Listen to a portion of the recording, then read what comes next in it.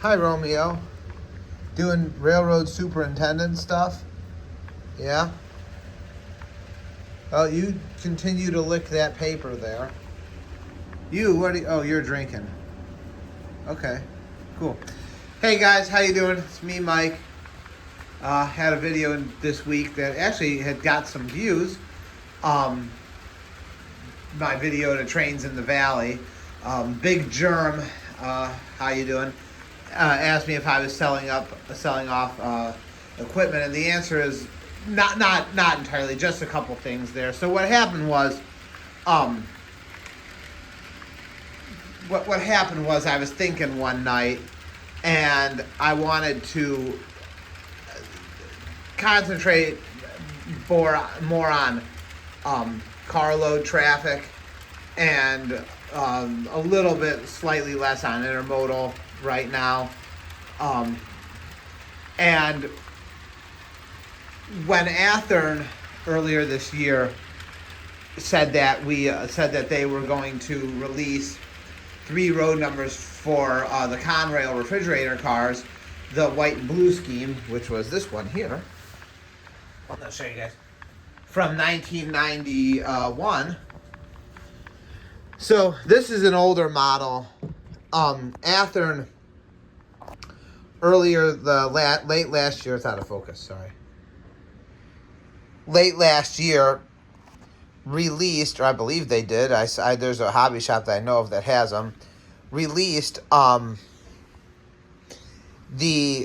Conrail for 1990, 1991 white and blue refrigerator car, and it's 57 foot.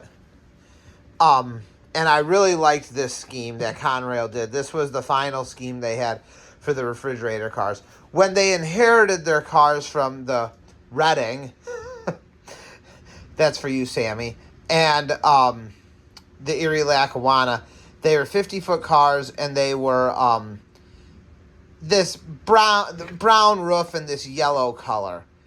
By 91, I'm sure some of these had survived, but originally Conrail tried to get rid of most of these cars at first. And they were met with some opposition from a company called General Foods, which is now part of the Kraft Heinz dynasty. They wanted them to ship Cool Whip with. So Conrail held on to these refrigerator cars. And then these, I guess you would call them Fruit Growers Express refrigerator cars, they ended up updating to the standard 57-foot from the 50-foot.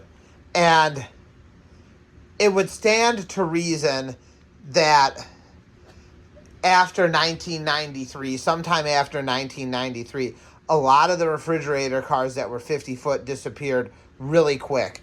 And it would stand to reason that they would, because around that time, what was happening around 1993, 1992, 1991, 1990? What was happening was sometime, I forget the exact date, but sometime in the late 1980s, early 1990s, but I think it was the late 80s, 53-foot semi-truck trailers were becoming legal to operate on the interstates in all 50 states. All 50 states. So, with the advent of the 53-foot semi-trailer, I think that had something to do with the obsoleting of the 50-foot refrigerator car, because they all, like I said, after. And the reason we know this is if you guys, Steve Neff on YouTube has a series of videos about Conrail, and one of them was filmed at Berea Tower in 1993, and I made the comment on that video. I said they were still running. I said, are those 50-foot refrigerator cars? And someone responded to me saying, yes, they were still running 50-foot refrigerator cars as recently as 1993. But shortly thereafter, those cars would pretty much go extinct. So it would make sense that for I'm sorry, Romeo. I didn't mean to step on you. That was no good. You didn't like that either. Sorry, buddy. Sometimes I don't see you. Sorry. There, here. Your mother wants me to. Romeo, your coat is so shiny. This is all that good sleep you get. You all right? Anyhow, it would make sense that they went to the 57-foot cars after that and obviously beyond. And the 57-footers were out before then. I mean, 57-foot cars were like, the original build date on this car is 3 of 66. And these were, what was the original build date on this one? I don't know. Oh, yeah. New December 67, they say. So they were from the same era, but the 50-footers started going away rather quickly. Because, you could haul more with the 57-foot. It was probably more economical. So with that being said, I got to thinking, I like the Walthers 50-foot. This is the Bachmann. It's okay. It's not a bad performing car, but I like the Walthers a little bit better. I think the detailing is a little bit better. You got fuel tanks and stuff like that. I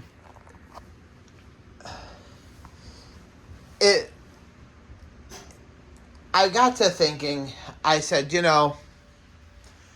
I wanted to make the layout more. I wanted a little bit better fleet of refrigerator cars. That's why you see more refrigerated trucks right now, because we put a lot of our refrigerator cars out of service. So there's more refrigerator trucks running around because something's got to haul the freight in the meantime. But I wanted to update the refrigerator car fleet. So I'm going to eventually, sometime this year, not right now, but probably in the fall, upgrade to the Conrail, the Athearn Conrail refrigerator cars in the white and blue scheme that Conrail, introduced in the very early 90s on their refrigerator cars. And then from there, I also am going to get a couple road numbers, a couple different roads. So what I decided to do was, when they were on sale, I should have bought them, but I didn't. I only have one of these, but I really like this car. I like the detailing on it. I like the way it looks. I think Walthers did a nice job with this. So I'm going to get the other road numbers for it. Same with this Southern Pacific Fruit Express. Get the other road numbers for that. Intermountain had a HO scale yellow and brown Conrail 50-foot refrigerator car. I want to get one of those, so I have one from all the manufacturers. And then, obviously, the set of the 3 road numbers for the Conrails. And then I want to upgrade our boxcar fleet a little bit, too, to something better. This is Athearn. I like this. This is a train show fine. These are train show. These I don't really run that much. By the late 80s, early 90s, I can't believe there were very many, if any, 40-foot box cars running around. I would have to have thought that those would have been, those would have been economically obsolete by that time period. But the 57-foot cars were pretty much. I'm going to standardize to a better fleet of 57-foot refrigerator cars. I think that's the right thing to do. And get the road numbers for the cars and get the missing road numbers for the cars that I don't have. Do you agree with that? Yeah. Get the missing road numbers for the cars that I don't have. And I think that'll be good. I also redid the logistics for our customers. I don't know if any of you guys ever watched any videos about the Tropicana juice train.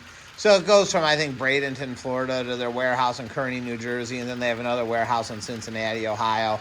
And then from there, they distribute orange juice across the country. And I thought, what am I doing having these factories load cars to some place here and load cars to some place there? I said, I looked at a map of the United States and said, here's a distribution center for one, here's a distribution center for the other, here's a distribution center for the other, or a couple different distribution centers, and said, we're just going to ship, a string of cars or a train from, A to B, and then from there they can distribute them.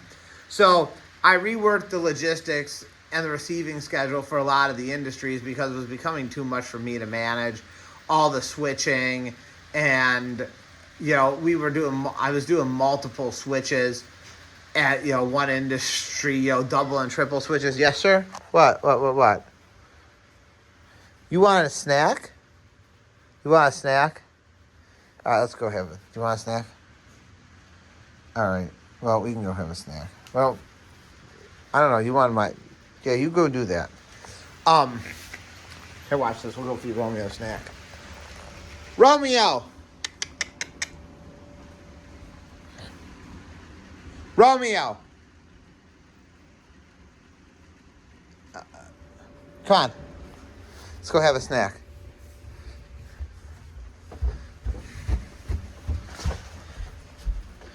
I don't know who has who trained. I think he's got me trained more than I have him trained.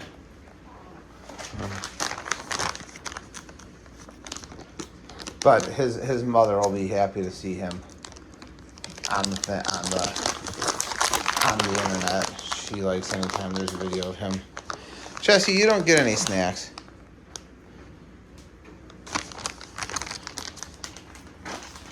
All right. Anyhow, I redid my logistics. You got a little tour of my house there.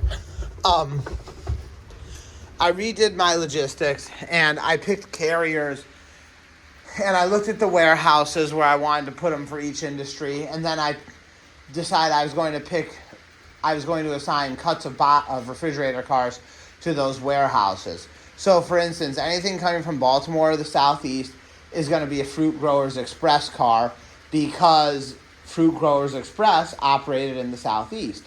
Anything coming from, we'll say, Topeka, Kansas, or Denver, Colorado, that's going to be Western Fruit Express. That would be Burlington Northern.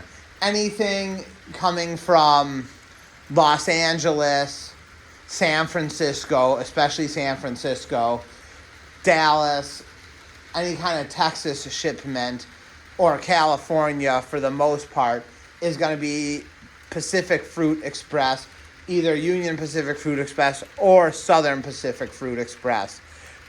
Really, for my layout, Southern Pacific Fruit Express makes the most sense. Although Santa Fe could be argued as well. It depends how many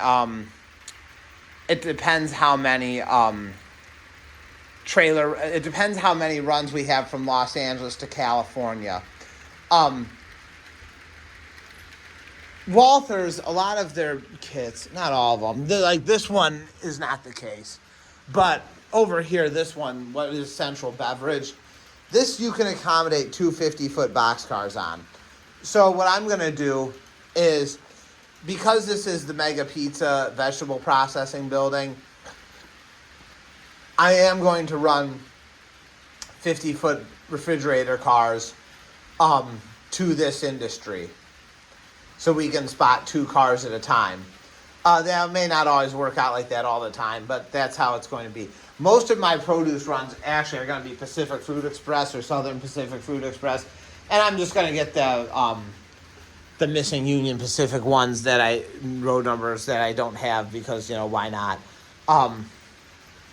Because a lot of my freight, Los Angeles, Dallas, San Francisco especially, would have come on Southern Pacific for where a lot of my, and so what happens is my distribution centers will load product that will then go to the factory. The factory will make their order, reload those refrigerator cars back to the distribution center, and, run and, kind of just slingshot back and forth.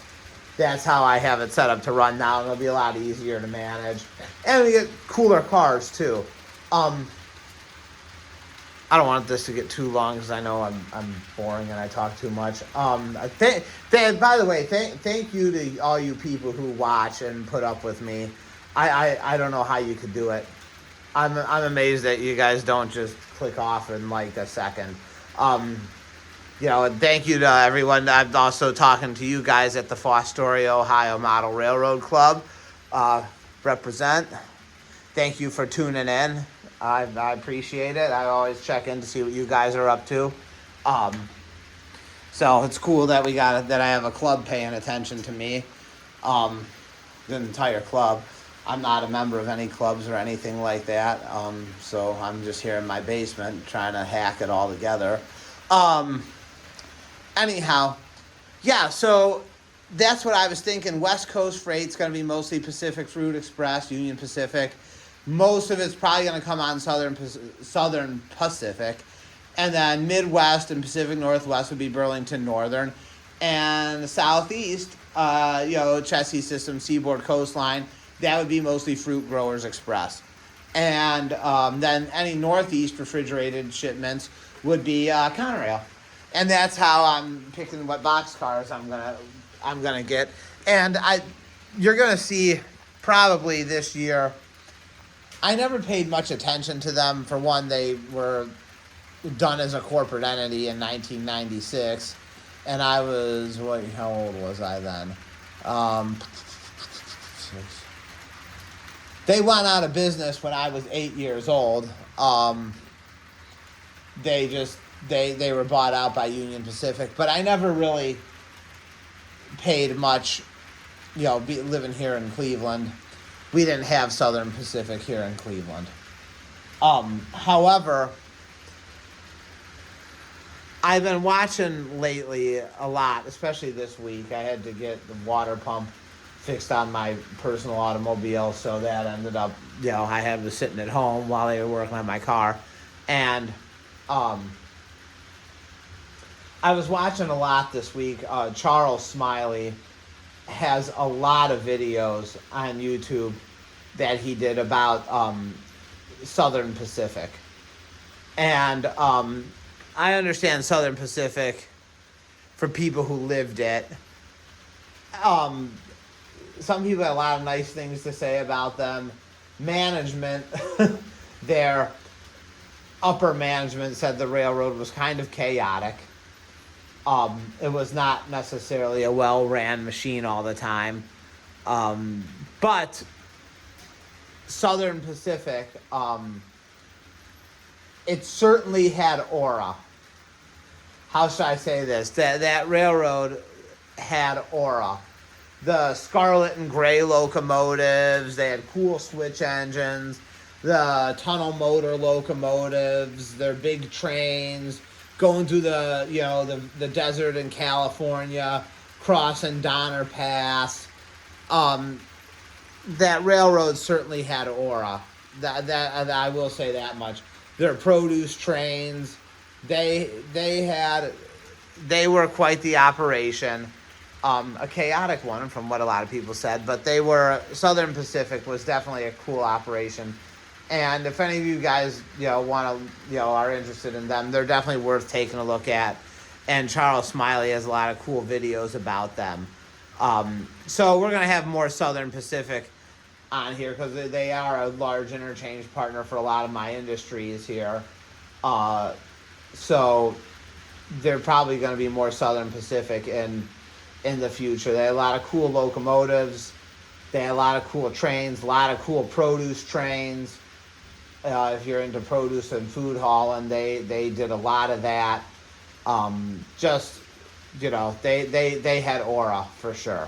Anyhow, this has gone on long enough. Thank you to all you people who watch. I really do appreciate it. Thank you for the comments.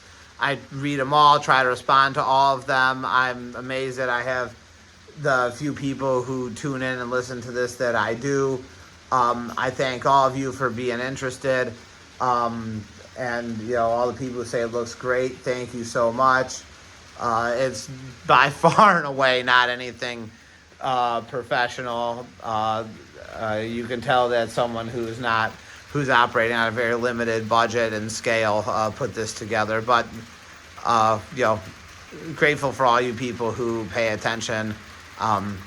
You know, so anyhow, have a wonderful weekend, and we will see you later. Romeo, you want to say goodbye? He's saying goodbye. That's about the rest we're going to get ahead. All right, see you guys later. Bye-bye.